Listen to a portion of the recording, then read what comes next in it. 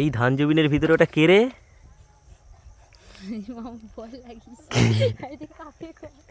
এটা কে রে ধান জমিনের ভিতরে? কি করে? চোর এসছে গাইস মুসামাটি চুরি করতে। আমি বলবো দাঁড়াও মালিককে। ধান জমিনের মালিক আমার ভিডিও দেখে, দাঁড়াও। ধান জমিনের মালিক আমার ভিডিও দেখে, আমি বলবো দাঁড়াও। মুসামাটি চুরি করে ওটা তো মাটির দাম জানো? সোনার যা দাম মাটিরও তা দাম। তাইলে তুমি যে মাটিগুলো চুরি করলো, ওটা এক গামলা মাটির দাম জানো কত টাকা জানো? এক গামলা মাটির দাম। আমার মামা হাড়ি এখানে কাঁড়ি হয়ে পড়েছে, শুধু সেখানে নিয়ে আসতে পারছি না। তাহলে একটা গাড়ি বুক করো, 407 বুক করো, লে চলো 407 ভর্তি করে লেছিল 407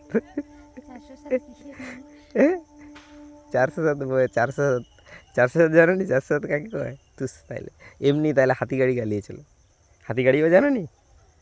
তাহলে টোটোই চলো, টোটো। এই দেখো গাইস সব মাটি চুরি করে ডে। আরো মাটি আছে, হাওয়া সেই যে মাটি, হাই এধারে মাটি, অনেক মাটি আছে। ধান জমিনে চোর এসছে গাইস, দেখো আমি আসছি রাক্ষসকালী থেকে চোর এসছে গাইস ধান চুরি না মাটি চুরি করতে। সব লোক সোনা গয়না চুরি করে, মাটি চুরি করতে এসছে। মাটি আমার তো মাটির অভাব খুব বাবা, ওটা সবার ঘরে মাটি আছে কিন্তু মুসামাটি নেই, মুসামাটির অভাব। মুসামাটি দরকার, মুসামাটি।